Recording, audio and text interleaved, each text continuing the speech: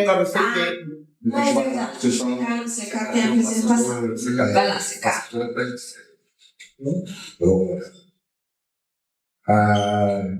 Bom, ótima tarde, obrigado pelo espaço. Quero agradecer a Deus por ter me dado essa oportunidade de estar aqui. Agradeço por ter conectado com você, com Mônica, com Christian, com Douglas, enfim, com o pessoal que toca Potências Negras. Há muito tempo eu vinha desejando uma oportunidade, né, há 5, 6 anos, me tocou, vou contar um pouco da minha história, que eu tinha, na verdade, o compromisso de fazer impacto, já vinha fazendo isso de forma fragmentada e tinha pedido a oportunidade de fazer algo de escala e agradeço a vocês. O que a gente vai fazer, como eu vou mostrar aqui, é um pré-lançamento de um projeto. Como o Dani disse, pelo que eu vi aqui o dia todo mundo tentando fazer alguma coisa em determinado lugar, em determinado momento. E se você for olhar, 80% são formas muito semelhantes de capacitação. Vou mostrar mais uma aqui que a gente construiu. E a cerejinha do bolo está mais no final de como que a gente vai financiar, né? Então, primeiramente, sou o CK, né? Celso Kleber, 48 anos, preto e não retinto. Nascido e criado na Zona Leste de São Paulo. Há 5 anos atrás, né? Um pouco mais, foi 18, 7 anos atrás. Vim aqui questionando no meu lugar de privilégio, né? Sou CEO do Grupo Move, empresa de tecnologia, sou sócio de uma fintech criada para pretos, periféricos, empreendedores, do clube de CDE, chamada Conta Black, onde a gente faz a democratização dos serviços financeiros para o povo preto, e presidente do Instituto Black. Mas até então eu ficava me questionando em números aqui, que talvez eu vou passar. Somos no mercado de tecnologia menos de 35%, na cadeia de comando menos de 8%, em cargos executivos eu devo ser 1 ou 2%. Difícil você encontrar pretos liderando companhias de tecnologia, mas enfim, trouxe para mim essa questão da responsabilidade, de como tu poder contribuir com a sociedade, com a ancestralidade. E o segundo ponto veio do entendimento de uma tese chamada Economia da Identidade. O que é Economia da Identidade? Você só deseja o que você vê. Então, os ignorantes falam assim, mas na favela, um menino preto, ele só quer ser MC, ele só quer ser jogador de futebol. Ele deseja o que ele vê. O que chega na favela, o que ele deseja ser. Eu falei, putz, como que eu vou ter outros executivos pretos aqui se eu não desafiar? Eu sou um cara tímido, mas eu tinha que convidar um grupo de executivos pretos a formar uma comunidade, a mentorar esses meninos e aparecer mais para eventos de sociedade. Quer dizer, tem que chegar a eles que eles também podem ser o próximo executivo preto. Então o que eu trouxe aqui também é um programa de capacitação. A gente falou de várias iniciativas, algumas de longo prazo, outras de médio prazo. Mas como a gente falou agora, tem um trem passando e a gente precisa embarcar agora, que é a onda da tecnologia. Vou contar um pouquinho de dados da oportunidade, que dá match com o problema, e no final como que a gente vai fazer essa captação. Projeto Kiwami, então é uma palavra ganês, eu falo um pouquinho do significado mais para frente. Quero agradecer a todo mundo que cooperou, dando ideias, chamando reuniões e dando voz para que o projeto pudesse ser construído. Então, você vê aqui, eu, Giovanni e Cris somos sobreviventes, né? No ecossistema dominado por mulheres, elas que mandam aqui, mas agradeço a todos vocês. A Kiwami, na verdade, fez muito sentido essa palavra. Primeiro que a gente queria algo que remetesse à ancestralidade, algo que viesse da África. Então ali, né, com a tradição Akan, e fala exatamente o que a gente quer simbolizar. Independência da ação e novos começos. A gente quer trazer um programa que realmente traga dignidade. A gente não quer que eles vejam programas sociais, só eles vão falar com alguém, o pessoal fala em doação, vou ver, eu vou falar com o empresário, vou ver se eu consigo fundo perdido. Não, na verdade a gente quer promover, inclusive esse menino, talvez de 3 a 6 meses, ele já seja a maior renda da família, e talvez essa família saia do programa assistencial. Então é isso que a gente quer conscientizar, que é é uma oportunidade e na realidade é um interesse econômico, não apenas social. Falando um pouquinho do Instituto Black, que eu presido, isso aqui é a imagem de um espaço que a gente tem no Parque da Cidade, numa zona nobre de São Paulo. A gente tem um quiosque ali que a gente faz educação financeira, chama de van financeira. Circulação de 15 mil pessoas, qualquer pessoa pode ir lá e ter uma consultora para tirar dúvidas de questões financeiras, como você se programar, o que é juros, o que são taxas, como se relacionar com o banco. Ela nasceu para ter também esse compromisso. Os apoiadores, agradecer a CESPRO, a Softex, Instituto Peregum, o CDS e, é claro, a Secretaria de Relações Institucionais do Ministério. Então, em meu nome, peço que agradeço ali ao Poder Público. A lição para nenhum sonho ousar escapar. Então, primeiro a gente tem que tratar do longo prazo, também se a gente só focar no curto prazo, vamos ficar enxugando gelo. O ponto é que tem uma geração aqui de 14 a 29 anos que está clamando por ajuda, por oportunidade. É isso que nós vamos atacar. E eu vou falar também de alguns dados que é um cenário de bastante esperança, mas com desafio. E se a gente souber controlar o desafio, gerenciar o desafio, acho que a gente consegue sair bem do outro lado. Primeiro dos problemas, por mais que a gente passe por um momento bom de baixa taxa de sociedade, a taxa de sociedade aí beira 6, 7%, apesar que no último recorte em abril ela aumentou, e 67% desse aumento da sociedade está entre os preços, majoritariamente entre mulheres. Então pode ser questões econômicas, como pode ser também a IA já tomando conta de alguns empregos mais periféricos, satélites. Mas aqui chama um dado chama atenção. Por alguns anos, os 50 a mais têm uma taxa de ocupação maior do que os jovens de 14 a 29.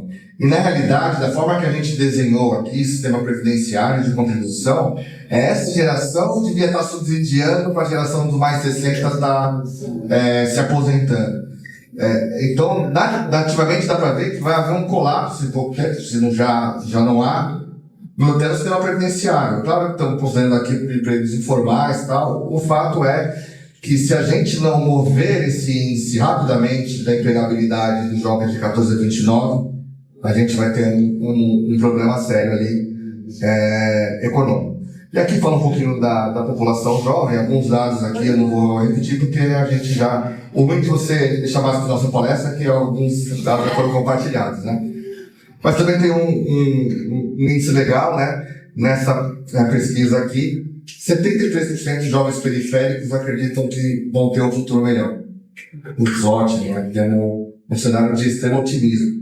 Mas eu não sei se eu fico feliz pelos 73 ou triste pelos 26 que acreditam que não vão ter futuro nenhum. É muito triste. Acho que o que movimenta o ser humano são os sonhos. Saber que 26% da população que bate 17 milhões de pessoas na zona periférica, 17 milhões de pessoas é uma população maior que a Holanda. Essas pessoas não conseguem sonhar com um futuro melhor. Então, a gente também tem um compromisso, a obrigação de chegar e tocar o coração desses meninos. Uma outra leitura, que também é super positiva, 81% querem e sabem que precisam lidar melhor com dinheiro. Quer dizer, a educação financeira de novo no centro da atenção. E por quê? A gente simplesmente pega um menino ali que está fazendo bico, ou é um ambulante, está ali no farol, ganhando de 400 a 500 reais para sobreviver. Coloquei no programa, ele vai ganhar 2.500 reais. Eu tenho certeza absoluta que a grande maioria vai no shopping, vai comprar uma roupa de marca, vai comprar uma moto parcelado e não vai prosperar. Ele vai gerar renda e dinheiro para a economia agora. Então, o que a gente quer, acho que esse desejo, eles precisam usar roupa boa, eles querem ocupar espaços que hoje eles não ocupam. Esse pessoal quer usufruir de experiências que ele não tem possibilidade. Esse assunto de periférico, que ele tem que ter comida, isso acabou, gente. Eles precisam pisar na periferia, eles querem consumir, eles querem experimentar, eles querem viver com conforto. Só que para isso a gente tem que dar independência para eles. Então, desde o começo, quando ele tiver o primeiro emprego e tiver essa disrupção na fonte de renda, é ali que a gente precisa colocar a importância de ter a reserva, a importância de ter o dinheiro de emergência. Enfim, às vezes é difícil, né? Às vezes a gente velho aqui não consegue ter, mas a educação financeira é importantíssima. Esse também é um dado que a gente colocou, né? Do Fórum Econômico Mundial, fresquinho, ele veio em fevereiro. A inteligência artificial vai acabar com a empregabilidade de 22% no mundo. No Brasil ela vai ser maior. Então, 1/4 dos trabalhadores vai perder o trabalho para a inteligência artificial por um motivo muito simples. Nós estamos com o mercado de trabalho, apesar com a baixa sociedade, muito precarizado. Então, tem muitas pessoas ganhando muito pouco em posições repetitivas que muito provavelmente um robô, um agente virtual vai substituir. A gente quer que eles aprendam desde cedo a como viver com a inteligência artificial. Na verdade, a inteligência artificial não vai tirar o emprego das pessoas, vai tirar o emprego de quem não consegue administrá-lo, então viver com ele. Mas também tem uma notícia boa, né? Enquanto 98 bilhões de empregos serão exterminados, outros 170 serão criados. E é isso que a gente tem que olhar agora. E aqui vem a oportunidade, né? Primeiro, a Roberta falou um pouquinho, né? Que a gente tem aqui um setor que é 6% do PIB, que movimenta 710 bilhões de reais, e só na parte de software, 351 bilhões, e com TI House, 74 bilhões. É nesses dois mercados que a gente quer acertar. O mercado de tecnologia, no ano de 2024, cresceu 19%. O PIB cresceu 1,5%. E há vários anos ele cresce 5 a 10 vezes acima do PIB. Então, naturalmente, se tem todo mundo fazendo, é porque os números são óbvios, né? Então, a tecnologia é um setor que a gente precisa promover a inclusão. Um pouquinho aqui do recorte, né, que é software, está em serviços. Então, o convite da SESC, o convite da ABS, que são sessões das empresas de tecnologia que fazem serviço para grandes empresas, são os grandes propulsores de empregabilidade. Então, fazer uma capacitação que os associados da Brascom e da SESCO e da ABS contratem esses meninos é o melhor cenário. Voltando aqui, perguntaram, né, sobre a quantidade de vagas que não são ocupadas por falta de capacitação. Essa aqui é a fonte da ACE, ela é a maior aceleradora de startups do Brasil. A gente vai terminar o ano com quase 800 mil postos que não são ocupados por falta de mão de obra. Mas só tem 6% de desocupação, tá bom. E aqueles trabalhos precarizados que poderiam estar ocupando a mão de obra, que vai receber 2 a 3 vezes mais do que a média salarial brasileira. É isso que a gente quer promover. E também outra oportunidade se vocês olharem também, essa aqui é a tese do Fórum Econômico Mundial, o que vai mais gerar demanda até 2030, tecnologia, IA e Big Data, tecnologia, conhecimento de tecnologia, cibersegurança, tecnologia novamente. E o restante é algo que a gente pode estimular na educação fundamental, que é o pensamento criativo e a curiosidade e a disposição de aprender. Então, por isso que agora a gente tem uma onda de 50 a mais, agora de 60 a mais, ainda prevalecendo, né, e resilindo no mercado de trabalho. São as pessoas que entendem que ainda precisam continuar estudando, que não tem uma idade para parar de aprender de estudar. Então, quem tiver essa disposição vai ter mais longitude no mercado de trabalho.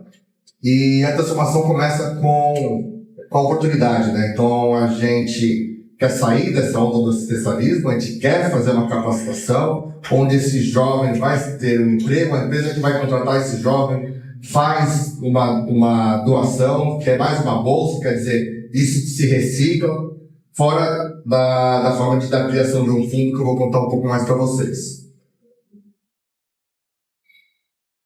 O que compõe o nosso programa? Além, é claro, da capacitação. Ele, em 3 meses, vai ou aprender a desenvolver uma linguagem de programação Java, ou ele vai aprender a trabalhar com Python, quer fazer ciência de dados. Ele tem uma ajuda de custo, R$800, durante 3 meses, R$2.400, para ele poder se alimentar e se dedicar, pelo menos 6 horas por dia no treinamento. A capacitação técnica, dada por uma escola de tecnologia, que tem uma faculdade, inclusive essa escola formalizou que para o total desse pessoal que for aprovado, ela vai dar um semestre de um curso de tecnólogo na faculdade. Quer dizer, de 4 semestres, um semestre para esse jovem vai ser gratuito. Capacitação comportamental, a gente sabe que o que mantém a empregabilidade hoje é o comportamental, que infelizmente nesse mundo aí pós-pandêmico, algumas pessoas perderam a condição de se relacionar, de trabalhar em equipe. E é isso que tem acelerado o desemprego da geração do Gen Z, que a gente diga aqui, essa falta de habilidade de lidar com pessoas, a falta de habilidade de lidar com frustrações, de responder a hierarquia do chefe, a cumprir tarefas de comando, enfim. Então, tem uma preocupação com isso. A educação financeira, como alicerce, mentoria de pretos voluntários para a carreira em grupo. Claro que individual não tem escala para fazer, a gente está com uma missão de dezenas de milhares de jovens, mas em grupo vamos ter condições de fazer, usando a tecnologia e o remoto. O resgate da identidade e ancestralidade, isso aqui é muito importante, gente. O que eu percebo na área de tecnologia é que quanto mais o preto vai subindo na base da pirâmide, apesar que a grande maioria está na base da pirâmide, mas quanto mais ele vai emergindo, ele vai embranquecendo. Por que vai embranquecendo? Porque ele começa a mudar o gosto musical, ele começa a mudar as coisas que ele vive, ele começa a frequentar outros circuitos e ele abandona as origens. Também foi uma reflexão, graças a Deus, eu mantenho minha participação na escola de samba, que ela conhece, na Igreja Motivo, que joga futebol de várzea, estou na periferia todo domingo. É lá que eu me encontro, é lá que eu me sinto bem, mas infelizmente a grande maioria acho que entende de uma forma inconsciente que para ele ser aceito numa posição de alto nível, ele tem que abandonar, exatamente, tem que distanciar das raízes dele. Então acho que tem que dar um banho, um choque de ancestralidade. Fiz um curso da Sueli Carneiro recentemente, negócio sensacional, é comovente. Enfim. Letramento digital, que a gente já tinha falado um pouquinho antes, né? Apoio psicológico online, é um grande parceiro aqui, até 2 consultas mensais, gratuitas, nós vamos mudar durante esse período. A gente tem que preparar esse jovem para o que ele vai enfrentar no mercado de trabalho. Mas você quer ser pessimista, já vai falar que o jovem vai dar errado. Gente, ninguém é imune ao preconceito, ao racismo. Só que eles não estão preparados para enfrentar ele, né? Estava aqui no almoço, né? Eu já tinha falado isso com a Andressa. Eu passei há semanas atrás esse tipo de problema. O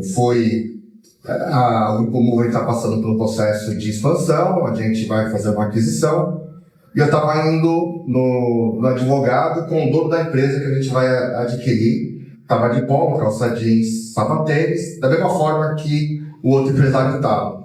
Deixei meu carro, o cara entregou, aí veio um outro senhor, estendeu a mão, me deu a chave e falou: vai buscar a carteira do meu carro. Então, não importa, se eu colocasse um terno, ele ia achar que eu era segurança. Então, assim, esses meninos precisam entender que ainda vai demorar para eles estarem num ambiente seguro, que eles não vão sofrer algum tipo de preconceito. Já vou fazer 50, já estou até tranquilo, nem mais ninguém está tranquilo.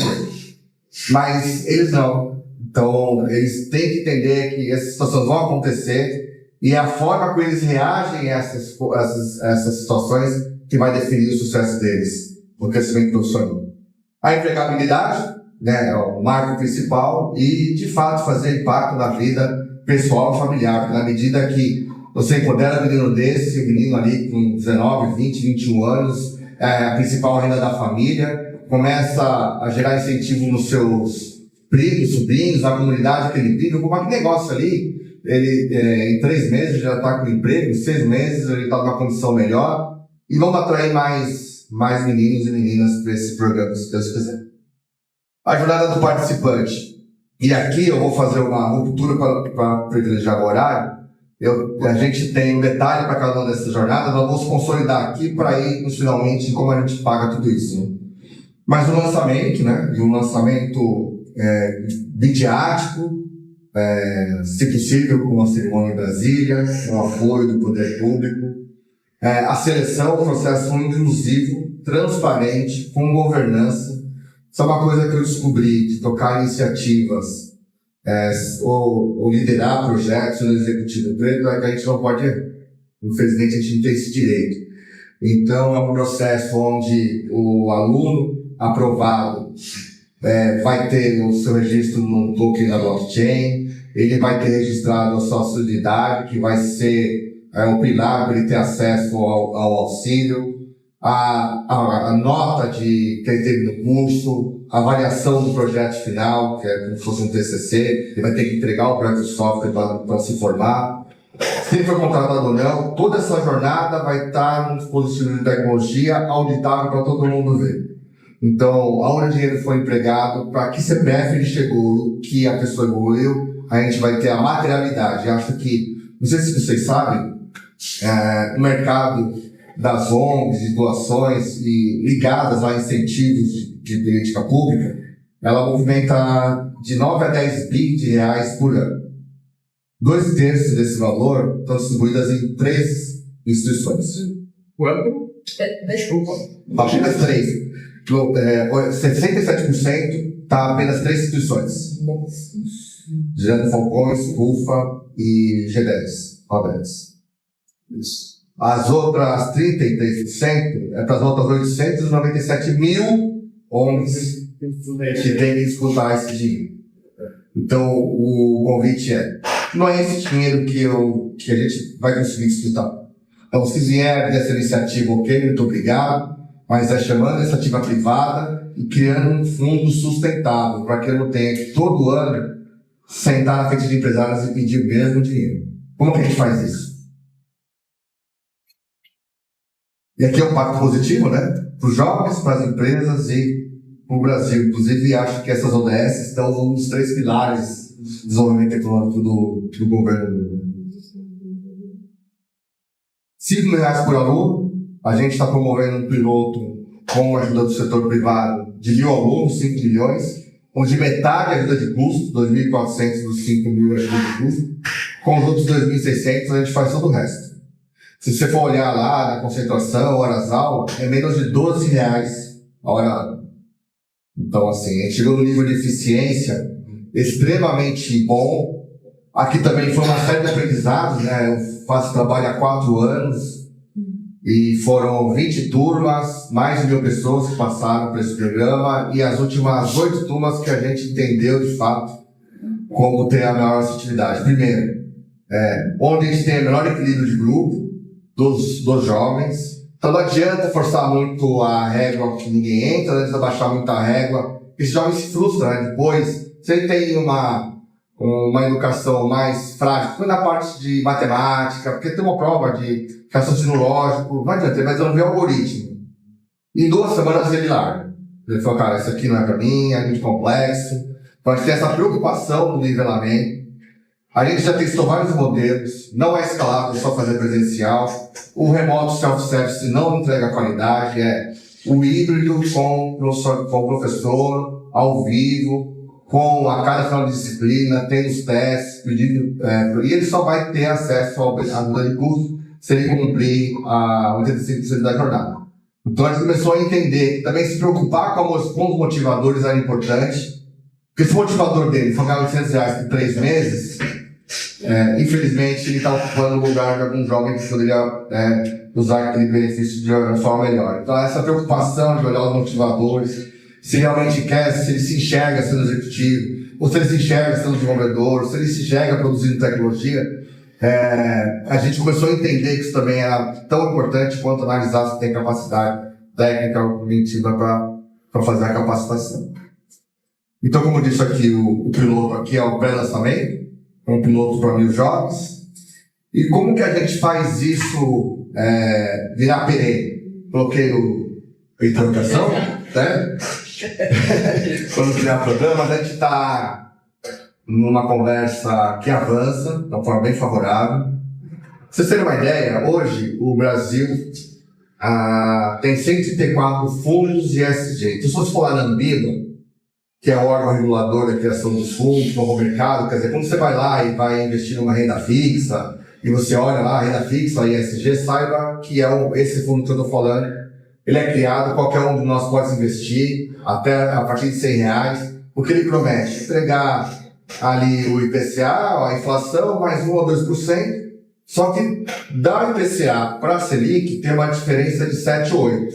E essa diferença que é aplicada no impacto.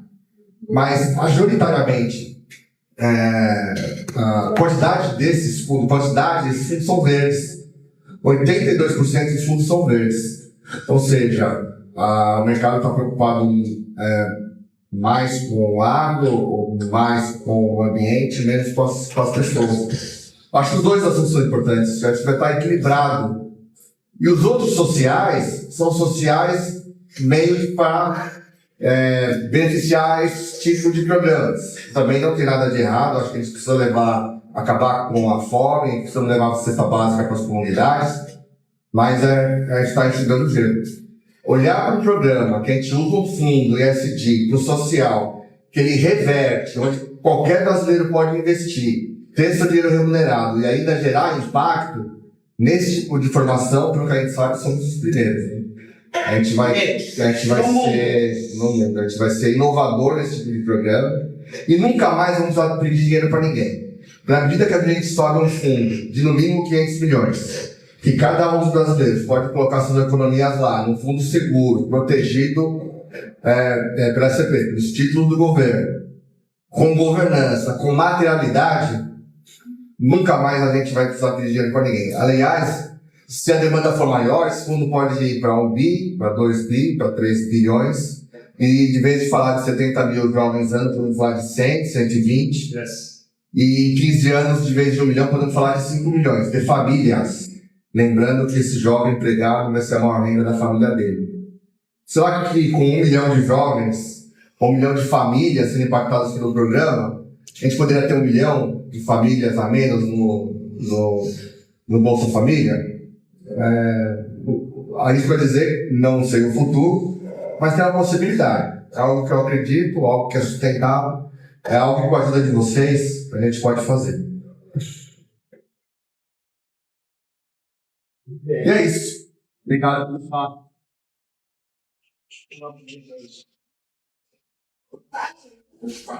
Vou fazer já uma pergunta para vocês.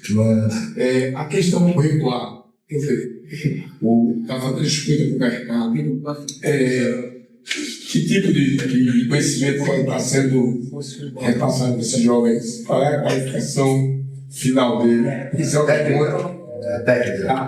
E aí vou fazer uma informação para fazer um contraponto. Isso é uma questão de soberania enquanto país, a questão da formação, essa onda que se fala.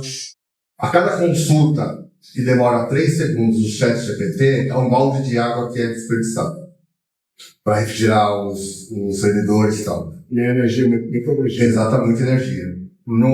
Na China, com o DeepSeek, é um papo de água. Então, além de eles serem mais eficientes, eles são mais ecológicos também. Então, esse negócio da IA, ele está embarcado no IA aqui, porque hoje a IA pode acelerar os movimentos de software de Java, ninguém faz mais nada do zero. Né? Então, ele só vai fazendo ali como se fosse um Lego, construir software. Só a engenharia de prompt que eu tenho uma dúvida. Porque depois, testando essas IAs, agora nasceu a nova da Elon Musk, a Grok, você simplesmente pode pegar um áudio, mandar para ela foi isso que você quis perguntar? Será que você quer perguntar isso? Quer dizer, a inteligência, inclusive, está tentando mitigar a deficiência que a gente tem de usar. Porque, como você falou, há 2 anos atrás, a profissão do mundo vai ser engenharia de prompt. Porque a gente tem, se a maioria das pessoas que são formadas são analfabetas funcionais, isso está comprovado, a doutora sabe um percentual, mas as pessoas têm dificuldade de interpretar texto, como ela fazer as perguntas corretas, né? Mas até nisso a IA evoluiu, agora tem que precisar fazer exatamente a pergunta correta, ela te dá a opção de você errar a pergunta e corrigir. Mas eu acho que a gente se fluir em português, da matemática E, veja, nós estagiários da empresa, a gente tem uma programação de ensino com ciência e matemática e está em engenharia. Sim, tem que ter. E assim, poucos os novos estagiários não têm que estar escrevendo código, estão adaptando o código, que está sendo feito para tudo novo, entendeu? É maravilhoso, mas tem duas erros aqui para frente. Eu também quero. Não, 3, 4. Ó, então.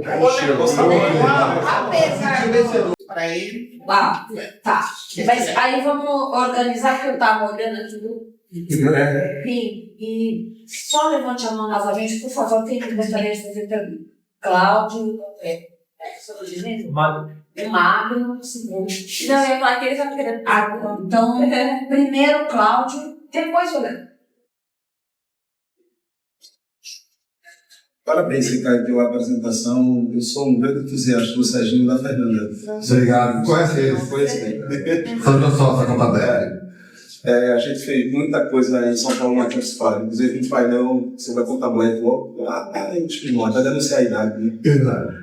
Cara, esse papo já teve com o Serginho. A gente sabe, a gente no nosso meio é muito difícil encontrar preto com essas interações, né? Vamos falar de black money mesmo, né? Dessa consciência coletiva, né? E me assusta, sabe, um pouco. Mais uma vez, eu gosto de trabalhar abaixo do radar, abaixo da linha, porque eu sei que é uma preocupação sua, do Sérgio, da Fernanda, enfim. 32% do nosso povo não tem acesso a essas coisas todas. Tecnologia, eu falo, enfim. Univais. E quando a gente propõe curso nessas coisas, aí você fala uma coisa que preocupa aqui, eu acho que todos nós que mexem com essa coisa abaixo da linha. Do cara que quer sair do lugar, do cara que quer comprar coisas bacanas, isso é salutável. Eu trabalho para isso. Né? E eu entendo e compreendo que eu vivo essa mesma agonia que você teve. A gente já é casca grossa, mas a gente defende nossos filhos, né? Para não passar pelo que a gente passou. Né? Precisa sofrer muito para perder. Enfim, e a compreensão não mexer com o dinheiro, gente. Eu peguei minha primeira grana bacana e não sabia o que fazer. Olha que loucura. Eu comprei um Nike. Né? Eu não sabia fazer porque eu assustado de mexer com dinheiro, mas que é pecado a gente pegar dinheiro. Por outro lado, desmistificar na cabeça do nosso povo, abaixo da regra, que quando ele está ali subindo no pé de manga da casa do Aldair, balança lá com os amigos para o lençolzinho embaixo, a manga cai no lençol para não machucar. Vai na feira e vende. Isso é empreender e não é uma startup, sacou? E aqui é subsídio da casa. Ele traz renda para dentro de casa. Como é que a gente inverte essa lógica? Saca? Tu tá pegando a parada, velho? Porque um pouco do nosso povo sobrevive com tudo isso, né? A venda do pastel, a venda da coisa. Eles enxergam empreendedores. Sacou? Eles enxergam sobreviventes. Aí, não, é que tá. Se você faz essa pesquisa hoje, você já sabe como é que você tá porra. O que é que você vê que 10 pessoas que moram em favela, 7 têm essa compreensão que é empreendimento, que está empreendendo. Olha que foda. Mas aí vem o outro lado aqui, a gente governante, né? Eu te digo, você tem um pouquinho de gestão pública, velho. E ainda eu tenho essa dificuldade de meus pais compreender isso. Que não é uma coisa, como minha avó dizia, difícil é fazer o fácil, né? E a gente às vezes começa a fazer uma coisa, sabe, projeto lindo, né, sabe, cara? Mas o nosso povo ainda sabe, mais uma vez, como eu falei de manhã, nosso povo se organiza. Eu vou polemizar, mas eu só quero aguardar.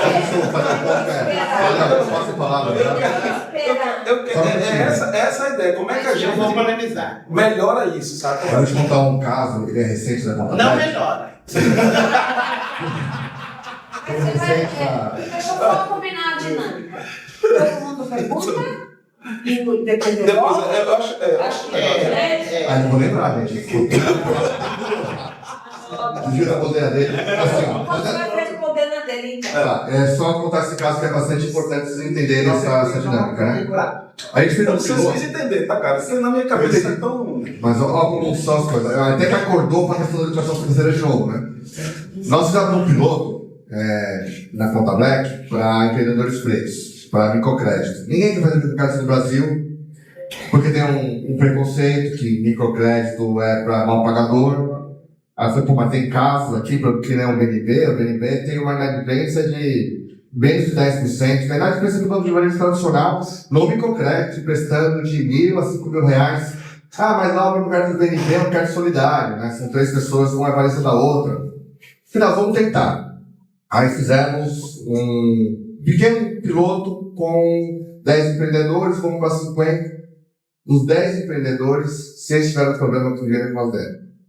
Ou seja, se eles sair com essa população até, não, mas se o crédito chegar na periferia, serão 100 e poucos bi, eles infelizmente têm que preparar as pessoas para receber esse crédito.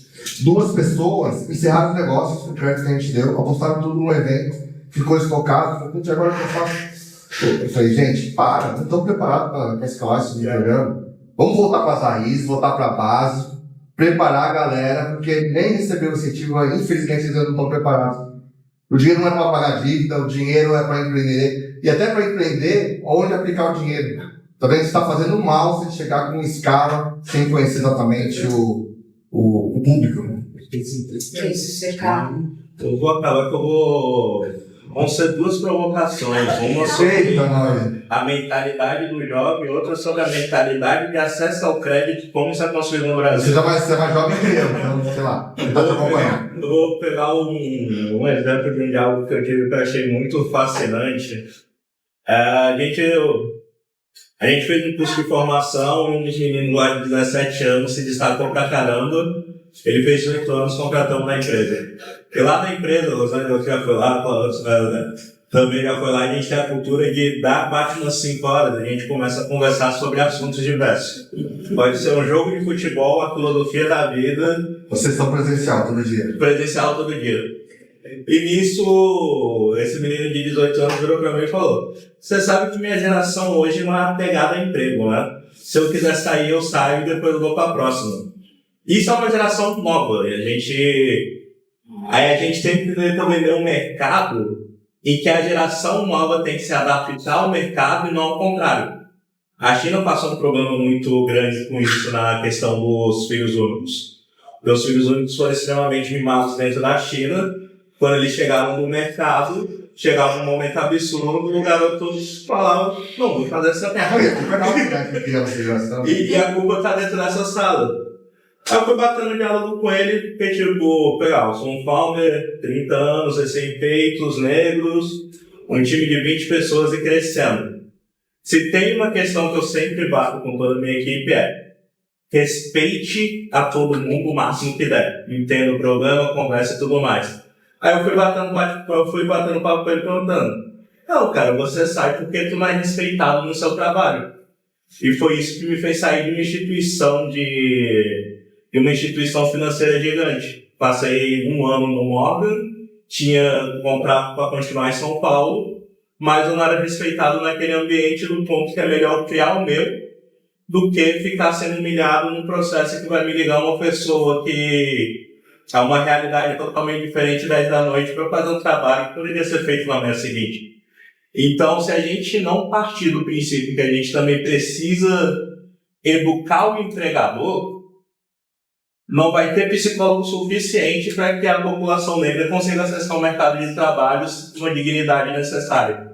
E outra questão de acesso ao crédito, ele é sempre um assunto muito polêmico. Toda geração hoje faz uma piada muito grande sobre a agiotagem.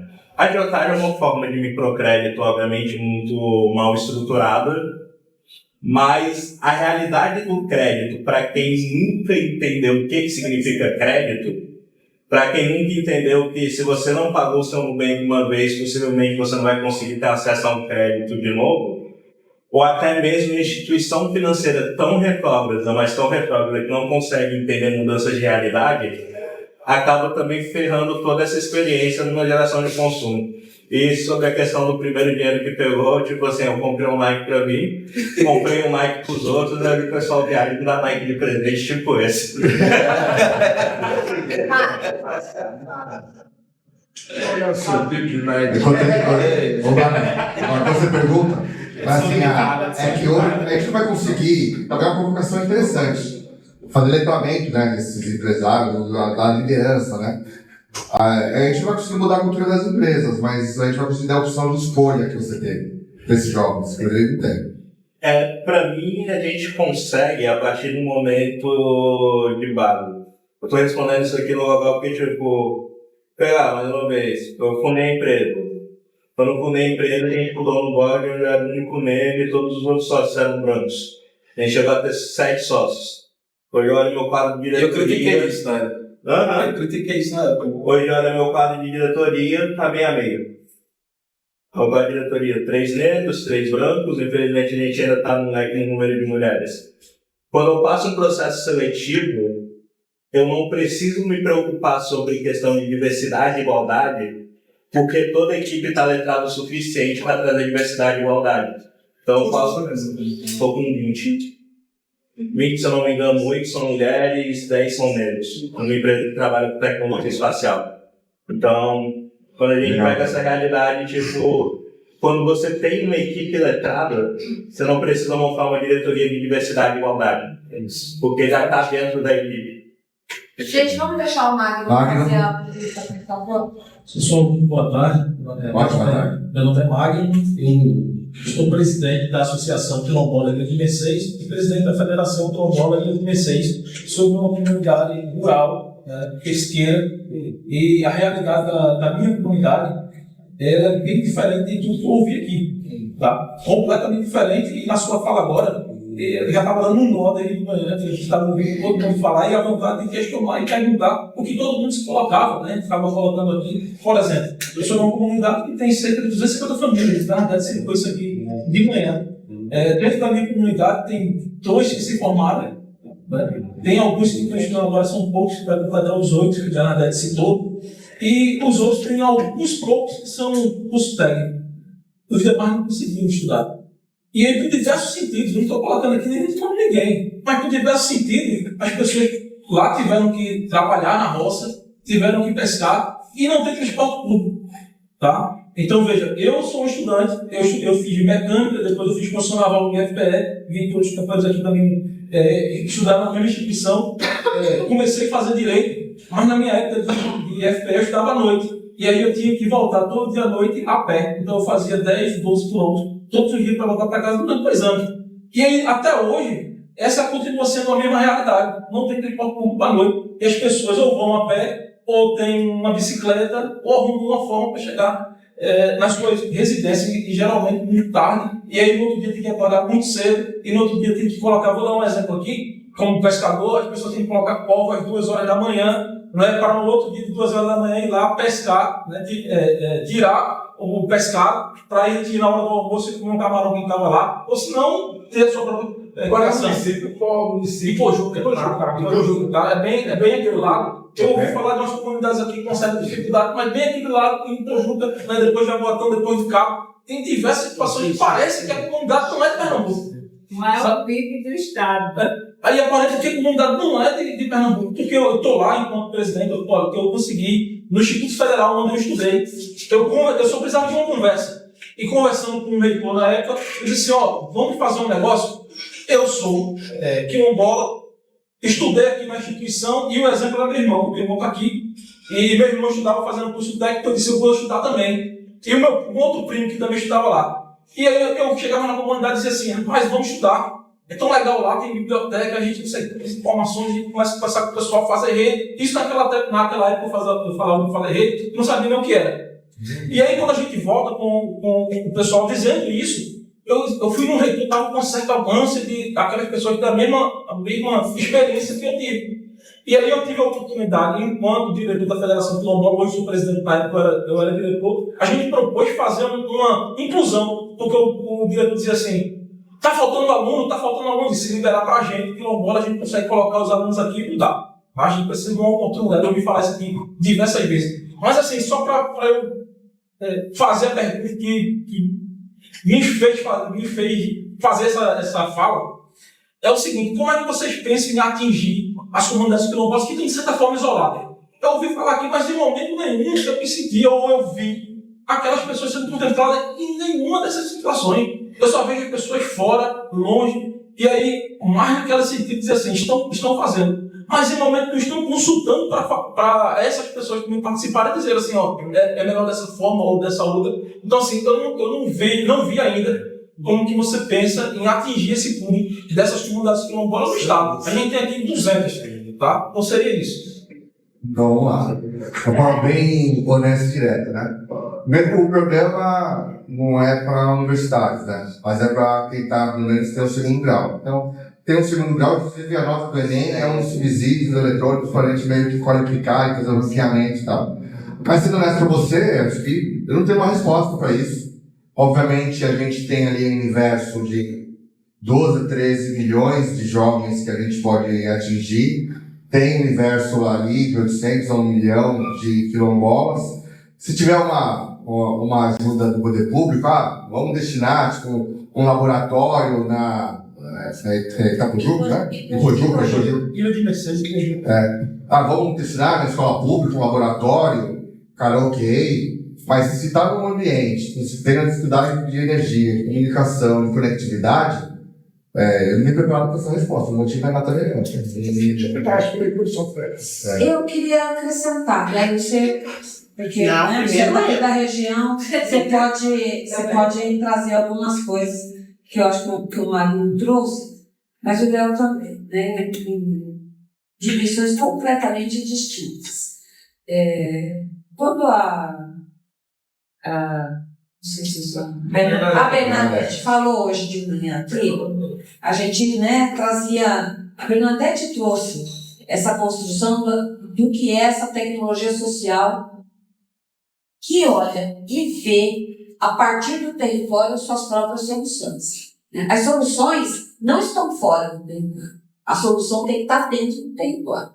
Porque senão você não vai respeitar aquela identidade ou a identidade que tanto Bernadette falou, quanto o Magno está trazendo aqui. Então, eu acho que é óbvio, né, que a gente precisa olhar, e quando a gente traz esse tipo de discussão, eu acho que é justamente também para um momento que precisa abrir frentes. Né? O debate das comunidades tradicionais, né, dos territórios quilombolas, eles estão na mira, né, do que é a ordem de prioridade da CCD, que é a Comissão de Combate às Desigualdades. Porque quando você faz os recortes, justamente essas populações não estão incluídas, mas às vezes não está incluída porque não tem luz, porque não tem conectividade, porque não tem isso. Bom, se eu não estudo, então às vezes as pessoas têm a dificuldade, inclusive do CPF, então como é que vai acessar o crédito? Vai acessar crédito, né? Porque o Brasil só dá crédito para quem tem CPF. O Brasil só dá crédito para quem tem CEP. Né? E isso, né? Nós estamos falando dos quilombolas, mas se a gente for para as favelas, a favela não tem CEP. Né? A favela tem caixa de postal, que é coletiva, às vezes para quarteirões inteiros, ou para a favela inteira. Então, como é que você resolve essa questão do ponto de vista daquele que precisa, a partir do território, encontrar a solução de inclusão? E primeiro, essa tecnologia precisa chegar lá. Então, obviamente, que isso tem a ver com compromissos que vão para além do que é, talvez, a iniciativa privada, né, aqui colocado. Mas, se a iniciativa privada, a partir da escuta que se coloca de um território quilombola, por exemplo, que é o que está se manifestando aqui, a gente pode encontrar soluções que, de fato, façam responder a pergunta do Mário, porque senão, de fato, não vai responder. Não há como responder. E a Bernadette já cantou essa bola hoje de manhã aqui para nós. O Girê não quer fazer também uma pergunta e quer responder, mas a Rosana já tinha pedido para fazer uma pergunta aqui. E Bernadette também. E aí, você vai me... São provocações que não vão acontecer. Imagina que eu vou perguntar. Imagina que eu vou perguntar. Bom, essas duas provocações, a partir de tudo que eu ouvi aqui e do que eu venho conversando com o Léo, inclusive fora daqui, né? Primeira coisa que eu queria falar do Odair. Eu acho que o Odair ainda não tem a dimensão exata do que representa um corpo como o seu numa universidade pública. Então você tem que sim sair escancarando, esfregando na cara das pessoas quem você é, e lá dentro da universidade você precisa saber que você é professor doutor. Sabe por quê? Porque você fortalece outros meninos e meninas a estarem naquele lugar. Então, quando você diz assim, não, eu quero esconder aqui, não esconde. Mostre. Porque para aqueles meninos e meninas, isso funciona como uma injeção de ânimo. E eu estou falando do lugar de uma professora de uma universidade periférica. Eu tenho hoje 10 orientandas negras que só passaram a se ver no programa de pós-graduação quando eu entrei na universidade.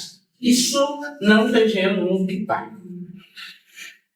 E aí, eu vou dar uma moral para você, CK, dizendo para o Cláudio o seguinte: olha como é importante, e para o Magno também, tá, Magno?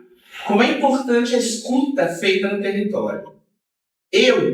Meu negócio é eu raramente estou no gabinete.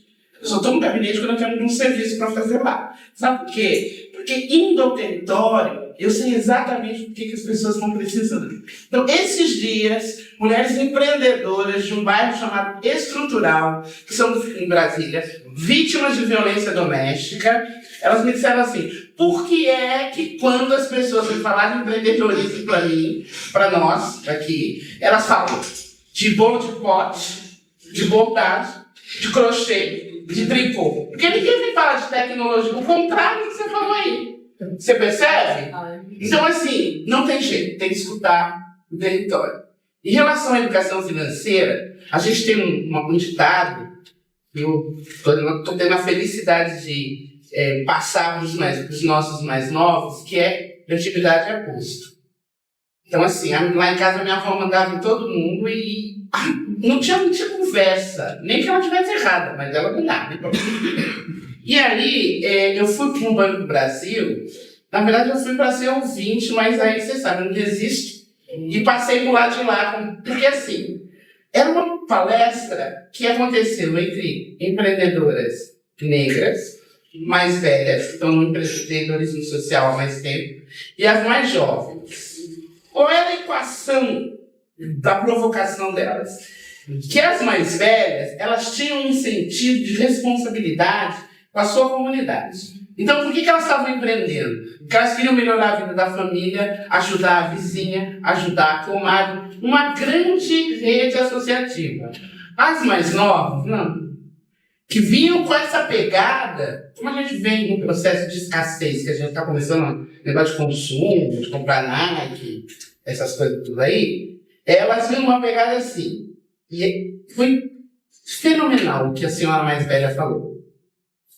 Enquanto elas não estão ganhando dinheiro, elas estão ganhando 3 mil, elas tomam cerveja Brahma, eu sou cervejeiro, eu entendi o que ela falou,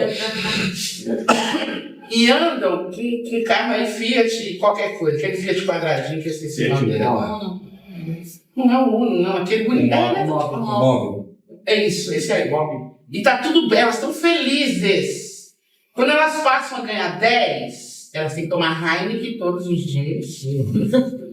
E querem comprar um carro que custa 120 mil.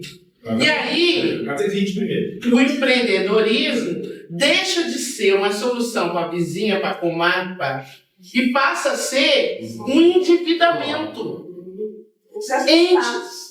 Endividamento, porque não resolve a situação. Então, assim, a educação financeira, eu até acho que ela vem antes de qualquer outra coisa. Antes de qualquer outra coisa, eu preciso ensinar essas meninas que se elas tomarem Heineken todo dia, não vão sair, vão ficar patinando aí. Eu não sei escravo do dinheiro. Não sei escravo do dinheiro. E por último, eu tenho muitos problemas com a inteligência artificial. Muitos. O meu último problema foi essa semana que eu falei, não é possível que isso seja verdade. Fui lá conferir que era o advogado, que eu falei ontem, que falou para o juiz assim, eu acreditei que ele fosse fazer isso, ele não fez. Eu posso fazer a sustentação oral por inteligência artificial? O juiz disse, pode. E ele botou a mulherzinha lá para falar, ainda com aquela voz horrorosa, porque não era nem uma voz igual a minha, sexy. Era uma voz horrível. Nenhuma, chata. E aí ele foi E o juiz desesperado. Mas já acabou o tempo. E a mulherzinha lá falando. Isso é uma coisa. A segunda coisa que me assusta muito, eu sou mãe de um homem negro, e um dos momentos mais duros da minha vida, que o meu ex-marido é um covarde, se você vai lá e fala com ele. É aquele momento que você chega na frente do teu filho e fala: você não pode sair na rua sem documento. Mal vestido. Você não vai ao shopping de chinelo. É uma conversa dura. É uma conversa doída, sabe? E aí, eu vi outro dia, eu fiquei imaginando a mãe daquele moço. Era um professor de educação física brilhante, fazendo... ele estava entrando na pós-graduação. A inteligência artificial reconheceu nele um bandido e ele foi retirado de um estádio de futebol de São Paulo, lotado assim, aquele de clássico, tá? Algemado, com a polícia fazendo diabo, falando aqui na cabeça dele, que eu já estava pronto para entrar na televisão e chocar. Num momento desse, se eu estou nesse lugar, eu morro. Porque eu vou grudar um policial daquele, só sai quando um de nós dois tiver. E vai ser ele, claro. Ele vai armar eu não.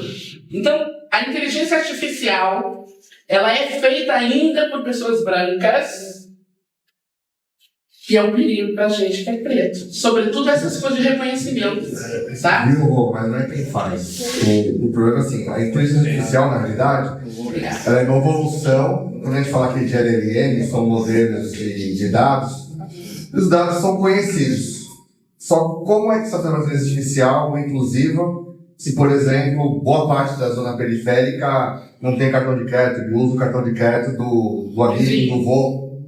É impossível se fazer ter uma pluralidade, então tem viés racista, óbvio que tem, porque os dados que estão lá são racistas.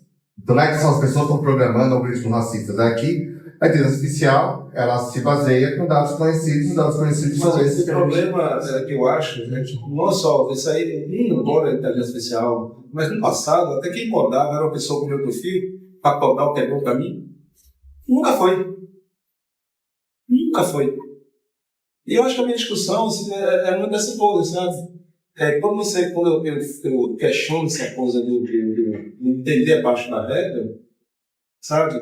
São essas coisas muito simples de se ver, né? E muitas vezes, né? Eu entendo perfeitamente quando você fala, de falar com o filho, né? Pô, ainda não está tocada. E qual é o meu sentimento hoje? Assim, abertamente, aos 50 anos de idade, não importa o que temos, não importa.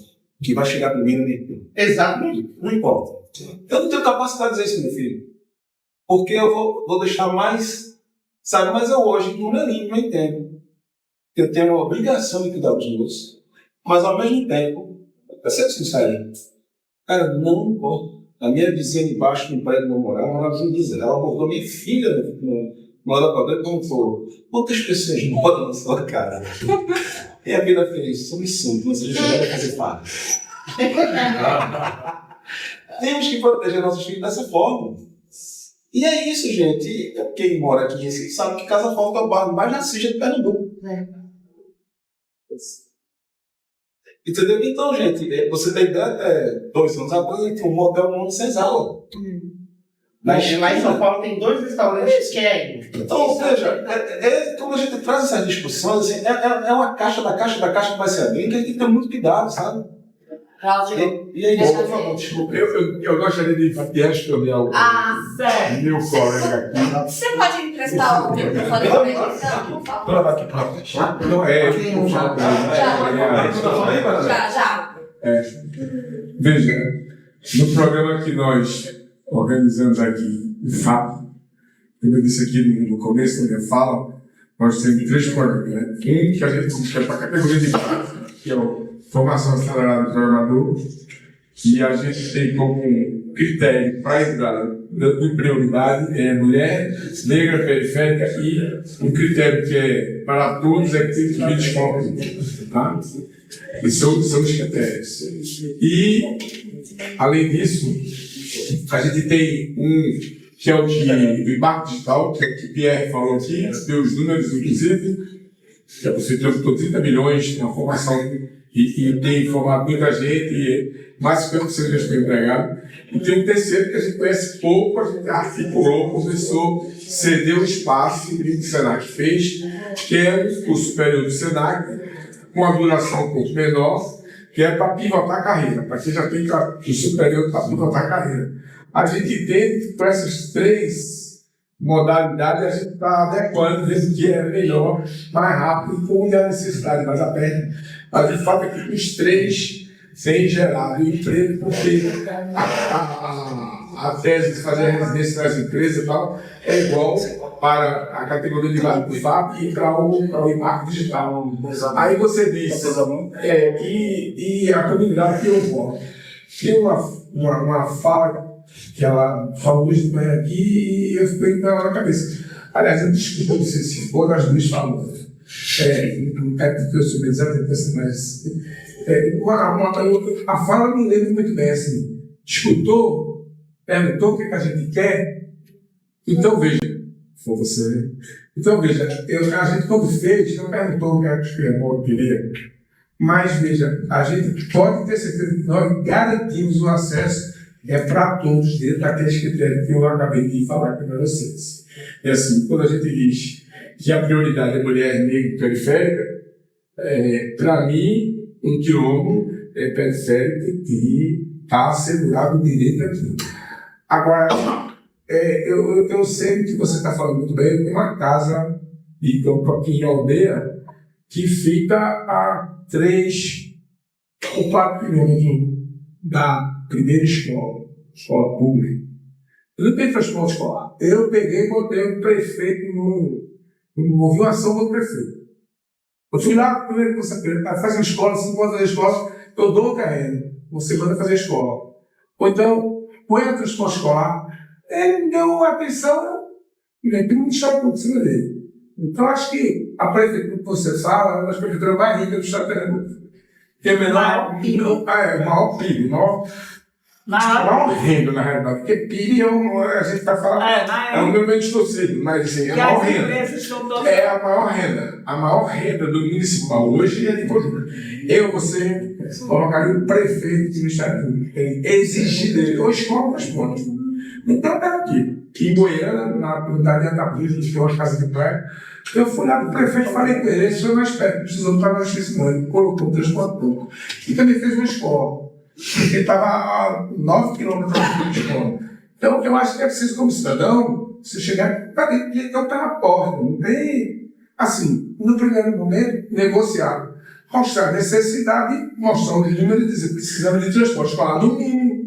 Se não é uma escola, que tem transporte escolar. Se ele recusa, ele não faz, como cidadão e como um coletivo de cidadãos. Pode chegar aqui para a justiça e exigir, não está pedindo nada.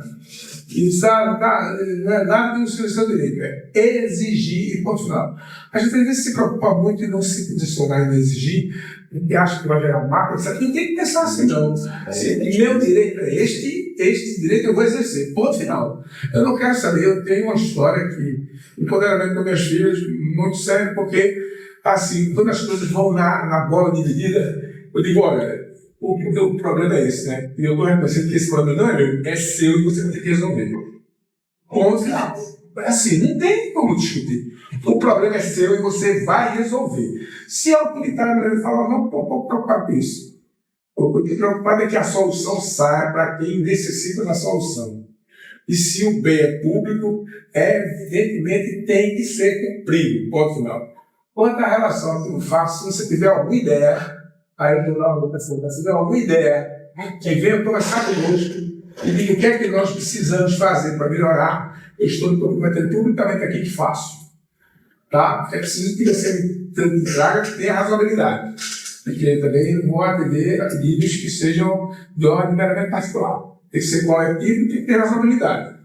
Agora, eu posso ligar para o seguinte: qualquer pessoa da comunidade que se inscrever estará garantido que a inscrição vai valer. Não deve ter qualquer coisa. A gente promove, assim, a maneira mais plural possível para atender o maior número de pessoas. Numa época eu quis dar prioridade a quem morava na comunidade do Pilar E aí meus pais aqui disseram, não, vai ficar feio. Lembra, né? Eu fui por a mesma coisa com relação à creche. Eu disse, a creche eu topo fazer agora. Faça o seguinte, metade da vaga é pra galera do Pilar. Aí o pessoal perguntou se queria ser prefeito de Pilar. Bom, em relação à luta para votar o prefeito na justiça, vocês não imaginam quantas lutas já tivemos e quantas já ganhamos por lá. Foi criado, além de todos os empreendimentos que foram criados na comunidade, sem ouvir a comunidade, foram criados antes de 2016, quando a comunidade começou a lutar pelo auto-reconhecimento. E numa assembleia com todo mundo de SWAP, do governo do estado, aproximadamente 600 pessoas, nós dissemos a SWAP nunca mais saiu aqui, sem a autorização da comunidade. Até hoje só entra esse pedido. Tem pedágio, a comunidade é isenta de pedágio, desde que prova que está lá, isso também foi uma grande luta, mas hoje a grande luta está sendo encontrar um lugar seguro para a comunidade. É uma comunidade onde passam 18 dutos de combustíveis, que sai da refinaria para chegar no posto. E quando eu me levo até ali, eu vim exatamente para desafiar vocês dois. Vocês se lembram que de manhã, quando eu disse Abrascom, podia ver aquele tanto de empresa que apareceu ali, quem está lá no território do Suape. Tem assim de empresa que está louco que a comunidade seja realocada, porque o terreno de Suape de V6 é bom para investir.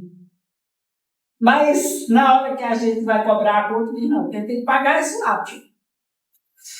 Né? O outro teve um descaramento de dizer, eu não posso admitir isso é a Petrobras. Eu não posso admitir que a comunidade está correndo risco, porque eu tenho um duto em 1000 comunidades tradicionais. Se eu disser que V6 está correndo risco, as outras também querem. Mas eu posso garantir uma coisa a vocês.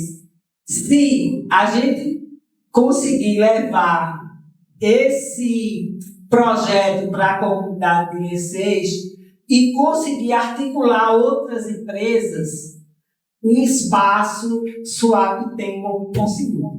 Opa! A gente já fez isso uma vez. A empresa disse que ia, mobilizou, e era só um curso pré-vestibular. A gente disponibilizou a sala e tal, e não conseguiu. Assim, a empresa que disse que ia, não foi.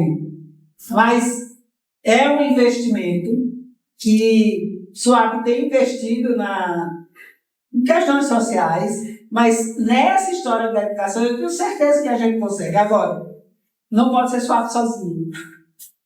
A gente tem que ir atrás dessas empresas que estão aí na Brascom, quem é que está lá no território e que se dispõe a botar algum recurso. O transporte, para vocês terem uma ideia da prefeitura lá de Pojuca, SWAP se propôs a isentar de pedágio uma van que levasse os funcionários da educação e da saúde para atender a comunidade. E a prefeitura pagaria o aluguel da van. Até hoje a gente precisa das costas. Porque a prefeitura acha ruim pagar o pedágio dos funcionários. A gente diz, a gente paga, mas a gente paga uma van, porque também não tem como a gente justificar ao Tribunal de Contas que está pagando uma despesa que é responsabilidade da prefeitura.